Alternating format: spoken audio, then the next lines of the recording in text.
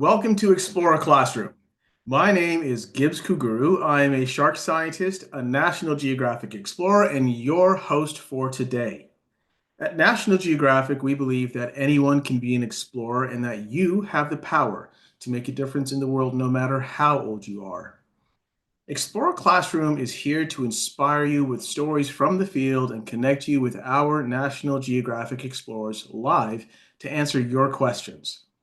Before we jump into today's lesson, let's take a moment to celebrate someone super important to all of us, our teachers.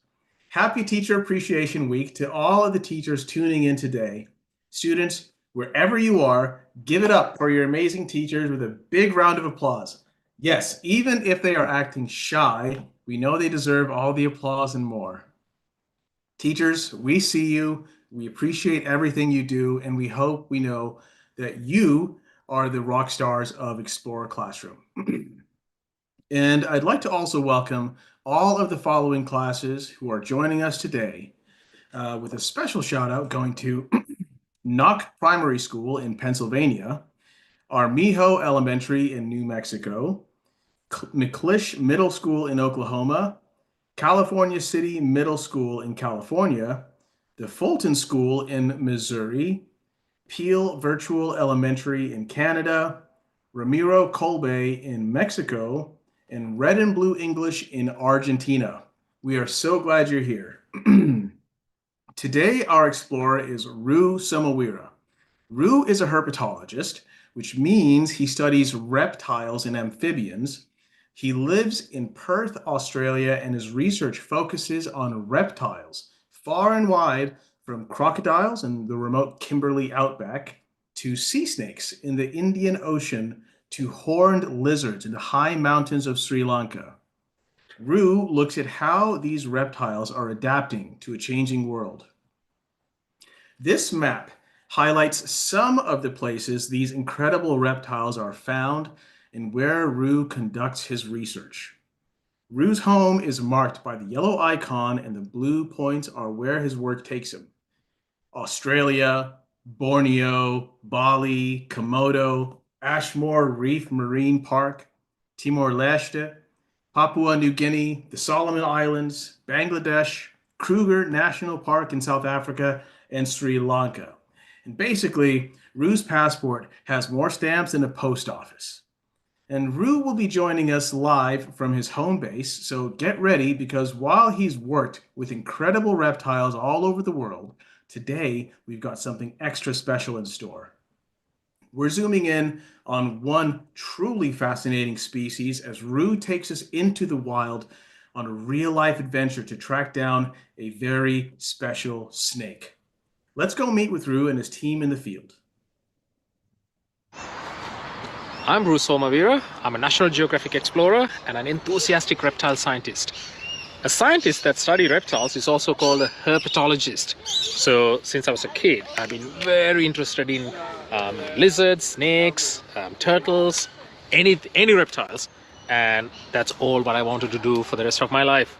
So now I'm a scientist studying them around the world. Today we are on a hunt, a special hunt in this magnificent wetland. It's behind these trees there's water, and in these places lives a very special snake, one of the most venomous snakes in the world, the tiger snake. And my team here is on a study, but let me introduce you to a couple of very special people to me. So tiger snakes, compared to most other snakes, are very active during daytime, like early mornings when it's just getting warm up. And we have two budding scientists in the making. Here's one. Hello, my name is Rehan and I'm 12 years old and I love snakes. And what do you want to become? I want to become a herpetologist when I grow up. Ah, music to my ears. This is the other scientist in the making.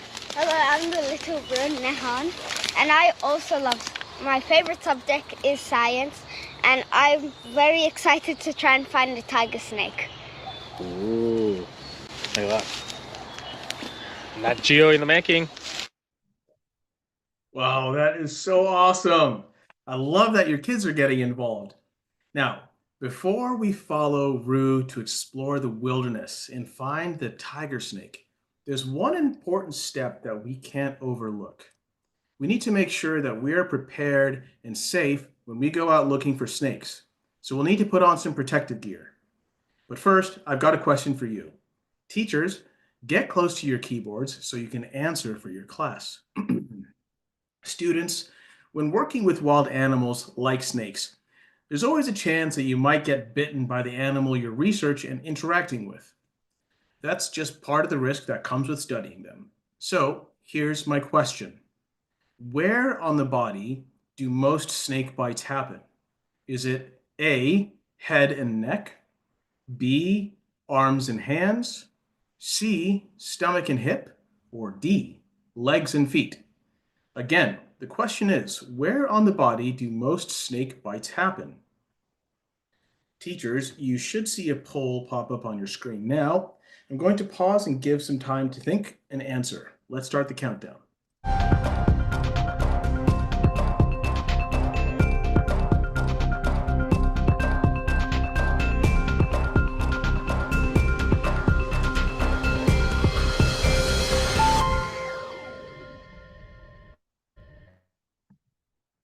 All right. It looks like 100% of you said legs and feet. It doesn't sound like anyone thought anything else. Also from YouTube, 100%. All right. Thanks for those answers, everyone. Let's tune back to Ru in the field to see if you have selected the correct answer. When you are going out looking for animals, or even when you are just going for a hike or right, and snake bites mostly happens on your feet and your legs. So boots or gaiters like these are snake bite gaiters. Protecting your feet and your legs is a must when you're walking through this grass where one of the most venomous snakes in the world lives. All right. Good job, everyone. It looks like a lot of you guessed correctly. It also sounds like flip-flops are not approved footwear. And the correct answer is indeed D. Snakes will most often bite you on the legs and feet. Now that we've put on some protective gear, let's check back in with Ru to see how his team plan to find the tiger snakes in the wild. All right, so the plan is we walk around, we keep an eye on, they live on ground, and just as the sun comes in patches like this, they'll come out of their hiding spots where they spend the night. That could be under a log, under a pile of leaves. They come out for basking because reptiles are cold-blooded. So they need to be heated up to be active. It's not like us. You and I are warm-blooded. We are active even at night time. When it's cold, we can put a jumper on. We can still go out, do things. Not snakes. They need to have warmth. So this is the best time. Eyes out, eyes open. Let's look for one. One effective way to look for small animals is under logs and rocks. But whenever you move something, if you are lifting a rock or a log, that could be home for some animals. So it's very important you safely put it back how you found it.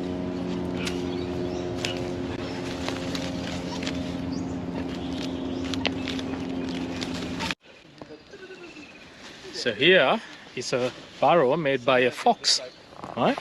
So places like this provide habitats or safe places for snakes to live. And sometimes you get tiger snakes and other types of snakes like brown snakes living in these burrows when the foxes are not using them. So some animals make burrows and nests that are used by other animals. That's how nature works. Sometimes when we look for animals, we find other evidences of them. Here's some rabbit poop, and sometimes they also do burrows. Yeah, say here, you actually see like poop in a burrow. So although we don't see the animal there, we know that that animal lives here.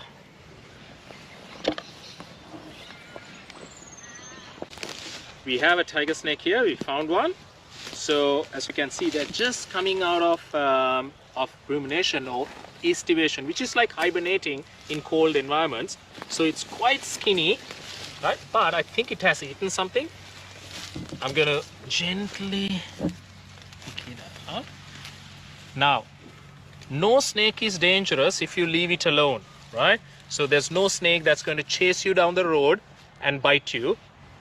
And also, there's no need to catch a snake unless you are studying them or you are relocating them or you are teaching about them, right? So in this case, this is a project looking at how these snakes are doing in these wetlands and what they are eating and all that.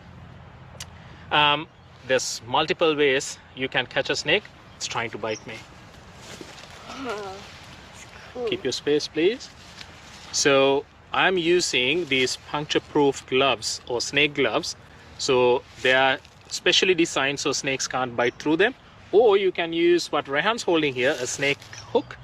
There are snake grabbers, snake catchers. There's multiple ways, but these ones, smaller snakes, fast moving, not particularly this one, it's not active yet. These gloves are very effective. All right, so we are going to take some measurements of this and going to show what scientists do. The snake here, taking some measurements, taking lengths.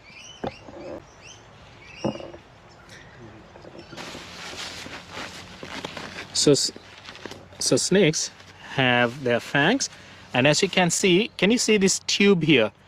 Like that's its tongue, and its tongue has this tube. That's where it breathes. That tube is very important. When the snake is eating something, that's how it keeps on breathing, right? And its fangs are up there, up here. If you let it bite you, it might. Oh, you see that? You see that marks? Yeah. Some of that is saliva. Some of that is venom. So there you go, tiger snake. They're called tiger snakes. Oh, the most important thing, they're called tiger snakes because of the color. Normally, a good one would be quite dark with yellow markings like that of a tiger, but they come in so many varieties and variations, like this one who's a bit brown, isn't it? Yeah. There you go. As you can see, if you're not moving, if you're not making sudden movements, they're quite calm. Snakes are very, very sensitive to like movements and vibrations, and as long as I can stay here, well, he won't be feeling threatened. So I'm going to slowly back out and let it be.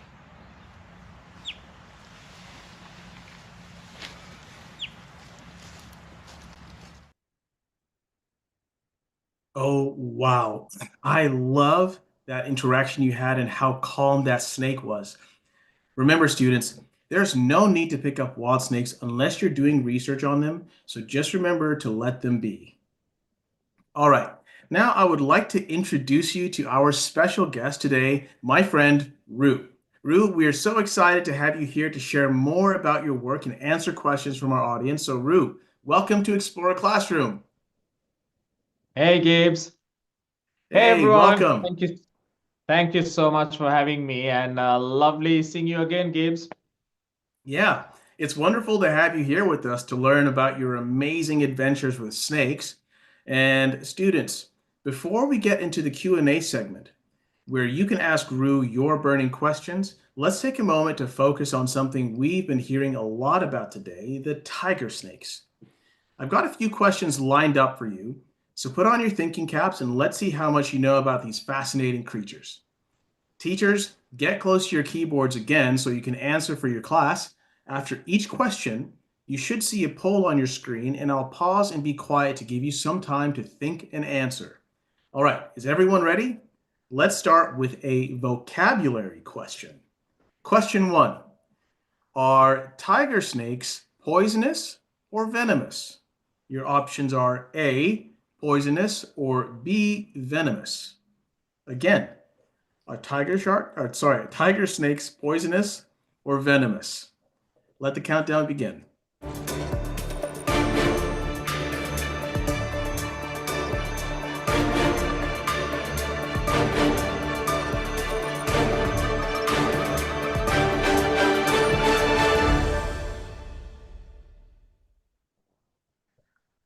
right. Looks like the everyone has said venomous at 100%. Ru, can you give us that answer? Well, that's very impressive. 100% of you are correct. So, tiger snakes, like many other snakes with venom, are venomous rather than poisonous. So, the difference is that when it comes to animals with toxins, you have poison. And if you have poison, you're called a poisonous animal. And you have venom, you're called a venomous animal. The main difference is that if the animal bites you and inject the toxin, it's a venomous species, right? If the animal bites you and inject into your bloodstream or your tissues. So that means you have to have fans. Poisonous is if you eat the animal and if you get sick because of the toxins, that's a poisonous animal. So most of the snakes are most of the snakes with venom are venomous. There's only very few poisonous snakes, but for them to be effective, you need to eat the snake, right? And I'm 100% sure you won't. So poisonous is a term that we normally use for fish, for example, right? Puffer fish, they have poison. If you eat it, if you ingest, you can get sick. But when it comes to snakes, the correct word is venomous because they have to inject the venom. All right, copy that. So we're not fooling anyone here today. You guys absolutely smashed that question. And remember, despite snakes not being poisonous, I still don't think I'd recommend licking them. All right, moving on to question 2. Is it true that baby snakes are more likely to bite than adults? Your options are A, true, or B, false. Again, is it true that baby snakes are more likely to bite than adults? Use some time to think and answer.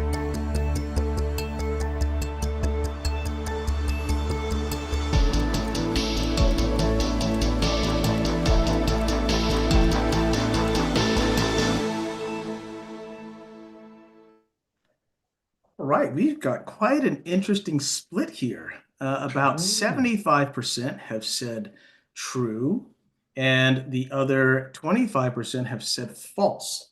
Well, Ru, what is the correct answer? Well, most of you got it correct. A, true, is the correct answer. And that's because now imagine you approaching a snake, right? If you look at the comparative, the relative size, that's like a giant approaching us because we are so tall and the snakes are so down there close to the ground.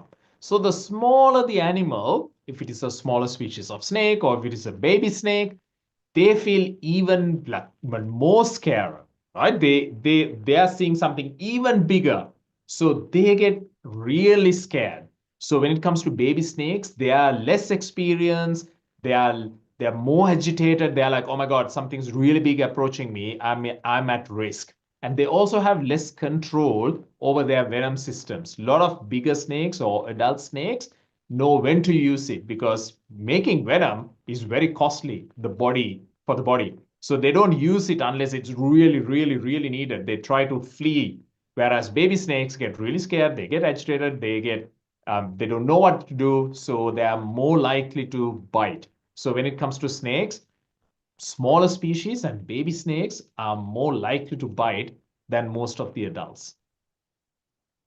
Wow, that's fascinating. It seems like all kids are the same, huh? All right, no matter what the species, even in the snake world. Okay, 100%. right on. Now we're going to go on to question number 3. What are some of the things that tiger snakes eat? Your options are A, frogs and fish, B, insects, C, other snakes, or D, berries. Again, what are some of the things that tiger snakes eat? Now let's start the countdown.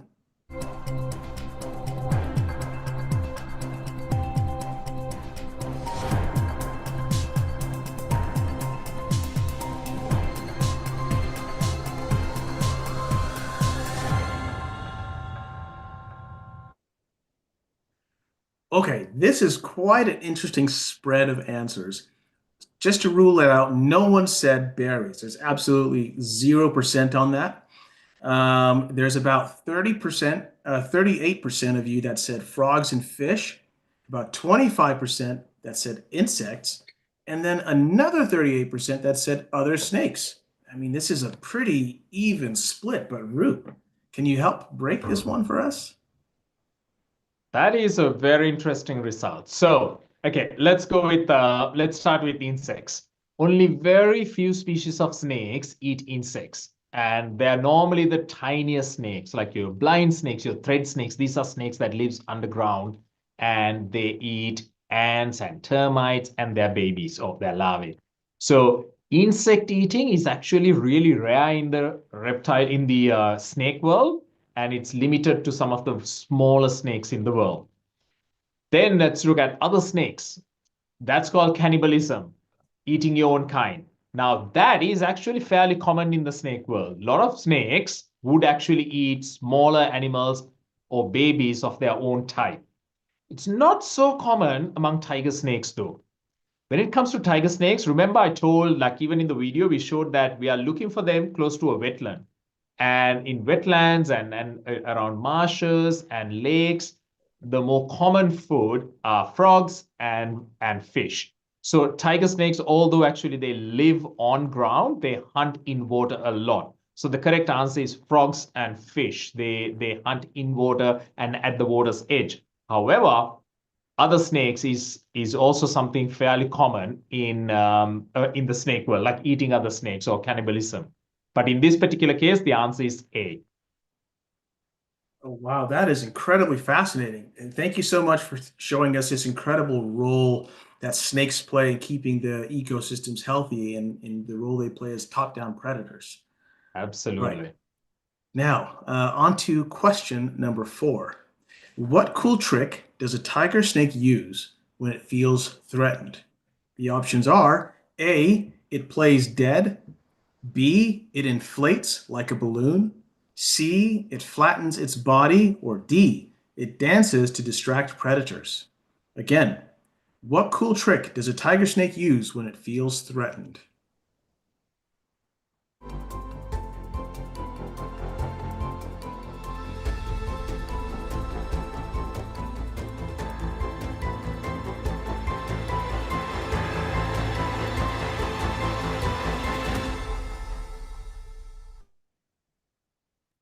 All right, so no one voted for dances to distract predators, and I actually wish that one was true.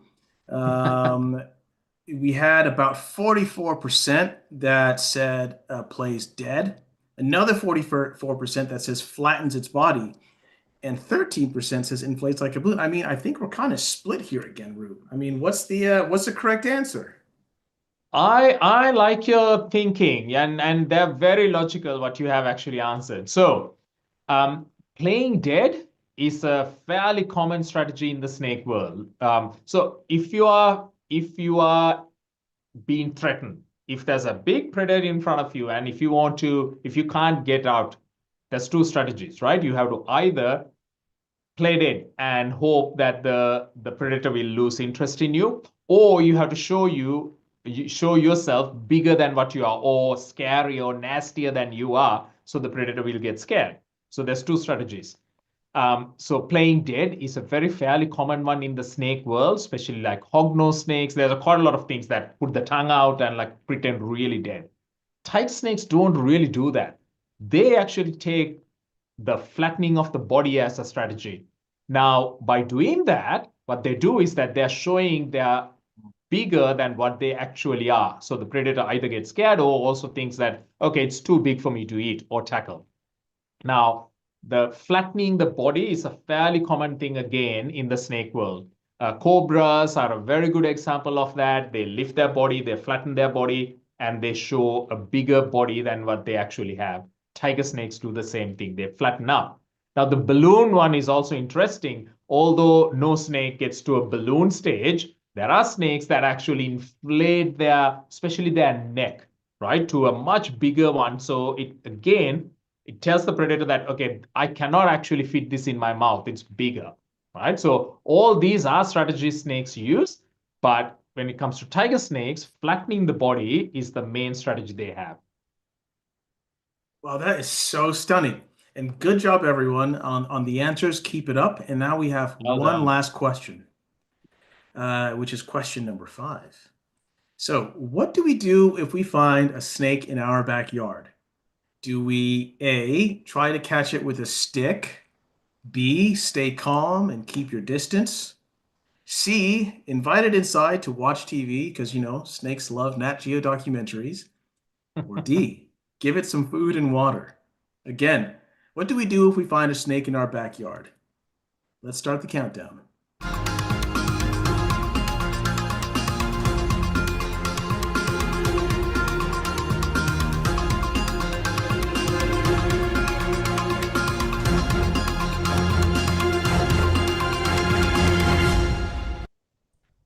All right.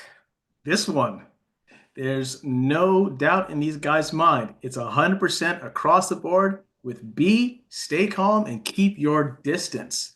Ru, can you confirm? Yes, Gibbs, I think they all know the most important thing when it comes to what to do when it comes if you meet a snake. Stay calm and keep your distance.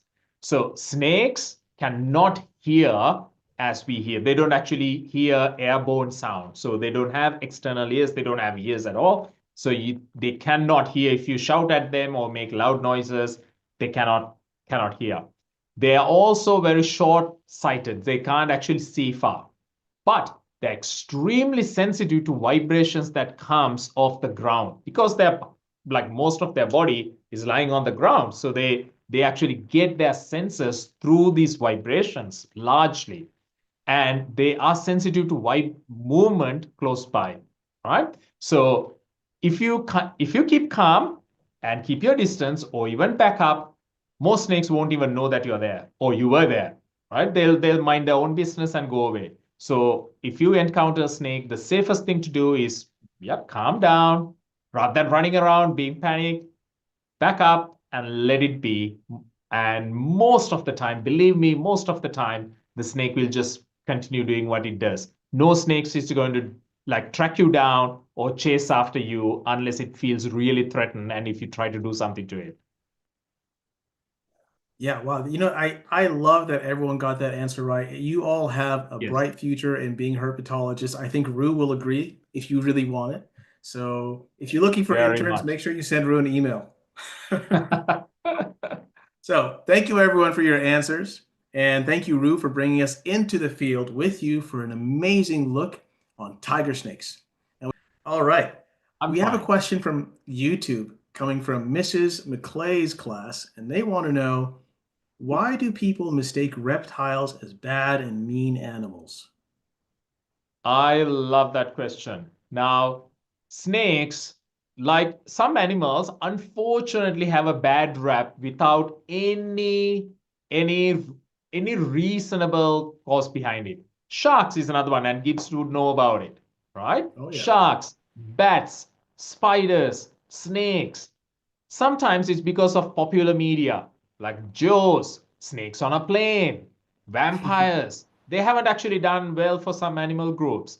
Now, and also there are some beliefs like religion and popular culture. So snakes, yes, there are venomous snakes and they can do some damage. However, vast majority of the snakes in the world don't have any venom system. Of all the nearly 4,000 species of snakes in the world, 4,000, only about 200 has enough venom or toxicity to affect a human, right? But all snakes have a bad rap. Now, this is largely, as I said, is because of unawareness. A lot of people are unaware of the importance of snakes. They are also unaware of how dangerous they actually are, and most of them are not. So, like because of few incidents, that has been projected to all snakes, unfortunately. So, part of our work as educators is also bringing that knowledge to the humans that a, they're extremely important because they do so much out there to keep the natural balance going. And B, not all snakes are venomous. And just because a venomous snake bites you doesn't mean venom would be injected either. So it's a kind of unreasonable fear we have. And education, I believe, is the tool to kind of mitigate that. bring that knowledge to the population, especially kids like yourselves. I gotta say as well, I mean, I sometimes get scared of snakes too, but watching you handle those snakes with your team out there, I mean, I now want to give snakes a try, and maybe I'll come out into the field with you one of these days. Oh, Gibbs, you will love it. And then also, and let me add to that, it's also their weird appearance, right? You don't have legs, you don't have, it's very hard to relate to. You see something, a mammal, you can, well, okay, that looks like us in a way. Like they care for their babies, not the snakes, but a lot of other animals. But snakes don't have a lot of those features that we relate to human behavior. So that's another one that they look a bit outwardly, they look like an alien for many people. Hmm. Okay, now we have one from YouTube coming from Cameron, who wants to know, and I also want to know, if you have ever been bitten by a snake. And Everly from North Star Elementary wants to know, what happens when someone gets bit while out in the field?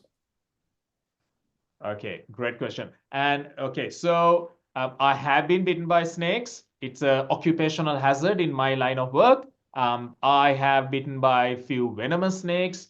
And see this? That is a scar from a snake bite. And so is this. My finger, I can't actually extend it fully. So that's an Indian cobra and a Russell's viper, two of the most dangerous snakes in the world. So I have unfortunately have made some mistakes when I was young. When I was a cowboy, I want to jump on snakes, catch everything I see. I have learned my lesson. I don't do that anymore. So yes, I have been bitten, but I've learned also how not to get bitten, right? That's what a good scientist should be. Um, what happens when a snake bites you? That's an interesting one. It depends on the type of venom. And when I said, remember I said like most of the snakes do not have venom, but most snakes have teeth. So teeth is to just grab their prey, right? They don't have hands or legs, so they need somehow to grab their prey. So the teeth can do some damage. So sometimes when you get bitten, the teeth can have physical damage. It's like any other thing biting you, a cat biting you, right? But if they inject venom, venom can act in very different ways. Some venom called cardiotoxins or cardiovascular toxins affects your heart system and your blood system. Then there are neurotoxins that affects your nervous system. There are myotoxins that affects your muscles, nephrotoxins that affects your kidney. So it's a snake venom is a very complex thing and it depends from species to species. But what normally happens is that if you get injected with snake venom, they start attacking your blood cells and certain tissues in your body. So most of us, or humans in general, do not have antibodies for snake venom naturally in us. So it just kind of think it as it starts digesting your body parts and your blood system. That's basically it. But where it affects differs from species to species. Ru, and that is, what final message do you want to give the next generation of explorers out there? Lovely question. So all of you are listening.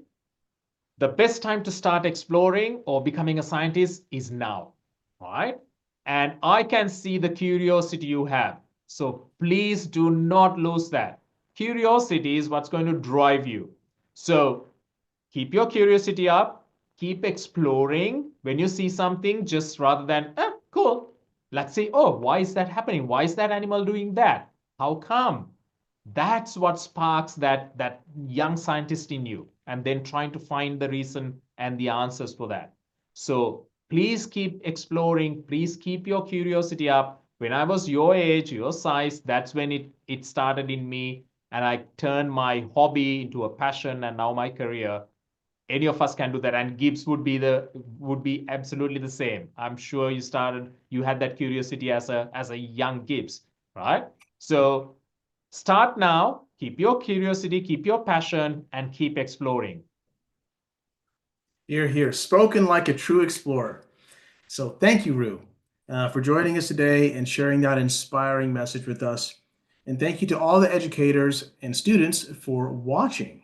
Now, we'll be back in 2 weeks on May 22nd with the last Explorer classroom event for the school year. Get ready for an epic adventure with Explorer Caitlin Bauman Adamczyk as she takes us into the stunning island of Santorini, Greece, home to a powerful, active volcano right in the heart of the Mediterranean Sea. Discover how she's unlocking the secrets of the volcano to help predict volcanic eruptions before they blow. Register now at natgeoed.org/explorerclassroom. Lastly, we would love to hear from you. So teachers, please take a moment to fill out this quick survey and let us know how you enjoyed today's show. The link is in the chat. You can also share your experience on social media using the hashtag ExplorerClassroom. And from all of us at National Geographic, have a wonderful day, stay curious, and keep exploring. We'll see you next time on Explorer Classroom.